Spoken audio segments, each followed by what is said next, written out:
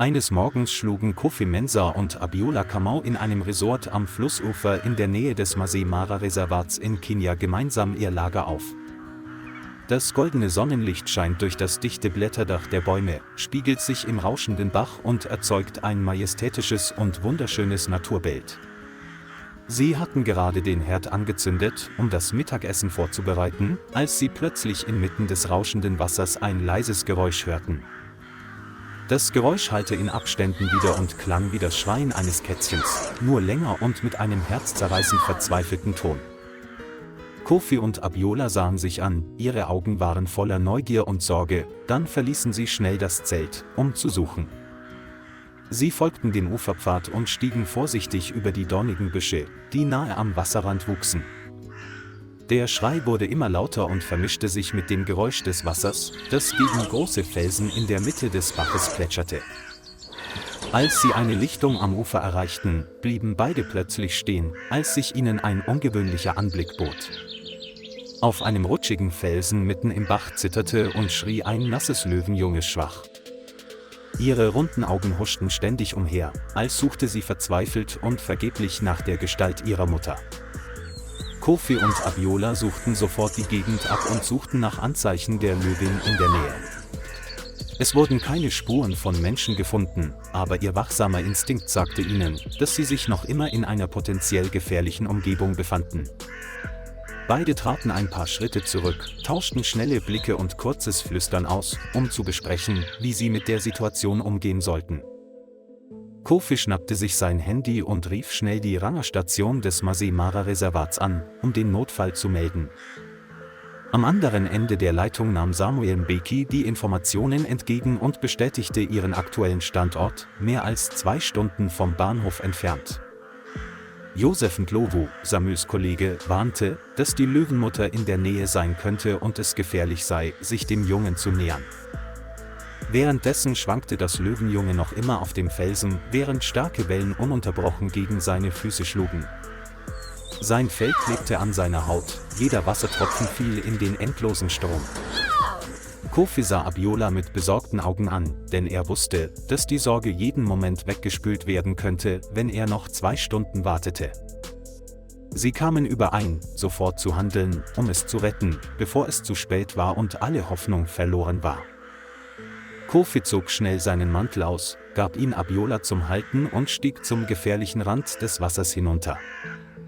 Die starke Strömung machte jeden Schritt nach vorne schwierig und herausfordernd. Abiola stand am Ufer, ohne den Blick von Kofi abzuwenden, und war bereit, bei Bedarf zu helfen. Kofi klammerte sich an jeden rutschigen Stein und bewegte sich langsam, um nicht das Gleichgewicht zu verlieren und weggespült zu werden.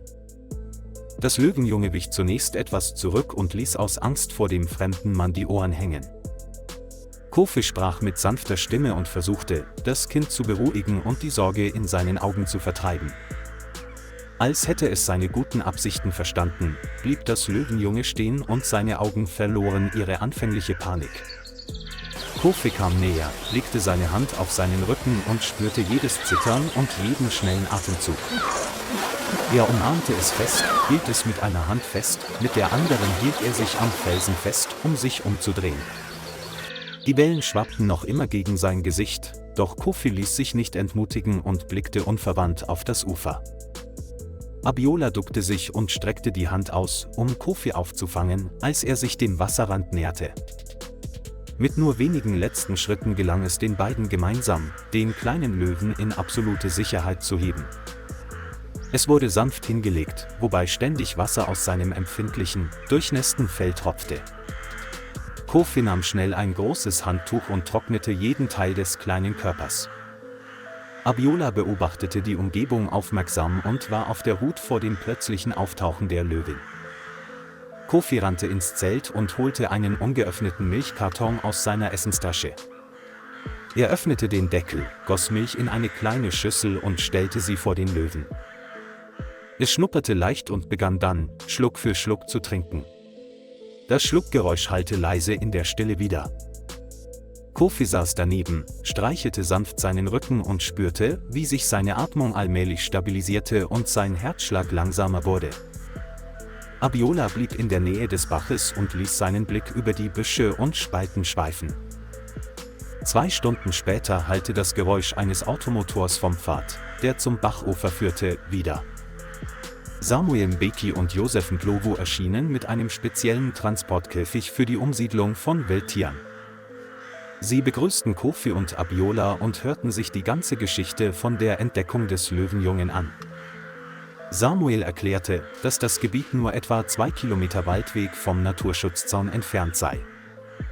Joseph glaubt, dass der Löwe möglicherweise über den Zaun geschwemmt wurde und unerwartet hierher getrieben wurde. Sie überprüfen schnell den Zustand des Tieres und beobachten jedes noch so kleine Detail seines Körpers. Ein Tierarzt begleitete ihn, um seine Herzfrequenz zu messen und seine Augen- und motorischen Reflexe zu überprüfen. Die Ergebnisse zeigten, dass es keine ernsthaften Verletzungen hatte, sondern nur Müdigkeit und Panik, nachdem es weggeschwemmt worden war. Samuel setzte das Löwenjunge in einen Käfig, deckte es mit einem trockenen Handtuch zu und bereitete etwas Energiefutter zu. Kofi und Abiola waren erleichtert, als sie sahen, dass es in professionellen Händen war. Das Löwenjunge wurde von 2 Rangern zur Rangerstation gebracht und über Nacht versorgt.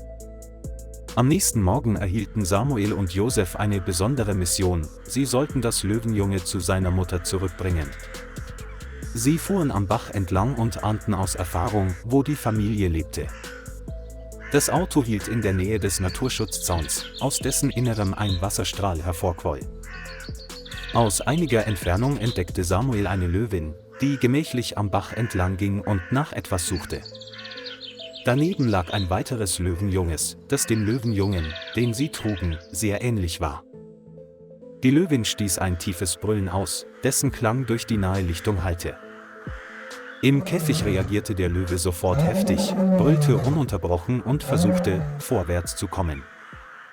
Joseph öffnete die Käfigtür und hielt einen Sicherheitsabstand ein, um die Situation und die Reaktionen beider Seiten zu beobachten. Der Löwe stürmte hinaus und überquerte schnell das nasse Gras, um sich der Löwin zu nähern. Die Löwin beugte sich hinunter, schnupperte und rieb ihren Kopf an ihrem Jungen, was eindeutig Anerkennung und Liebe ausdrückte. Auch das verbliebene Löwenjunge näherte sich schnell und die 3 klammerten sich sofort unzertrennlich aneinander. Samuel und Joseph lächelten und hielten diesen emotionalen Moment des Wiedersehens mit der Kamera der Naturschutzstation fest. Sie schickten Textnachrichten mit Bildern an Kofi und Abiola und teilten ihnen die gute Nachricht vom Happy End mit. Als Kofi und Abiola die Nachricht erhielten, starrten sie schweigend auf ihre Telefonbildschirme, ihre Herzen waren von tiefem Glück erfüllt. Beide erinnerten sich an jeden gefährlichen, aber bedeutsamen Moment des Vortages am Bach. Das Geräusch des fließenden Wassers und der Vogelgesang klingen wie die Musik des Lebens und rufen alle unversehrten Emotionen hervor. Sie wussten, dass sie dazu beigetragen hatten, ein Leben zu retten und eine Familie in der Wildnis am Leben zu erhalten. Die Erinnerung an die dankbaren Augen des Löwenjungen wird sich für immer in ihr Gedächtnis einbrennen. Aus einem scheinbar gewöhnlichen Campingausflug ist eine Lebensgeschichte voller Menschlichkeit und tiefer Bedeutung geworden. In dieser Wildnis wurden Menschlichkeit und Leben in den denkwürdigsten Momenten ihres Lebens eins.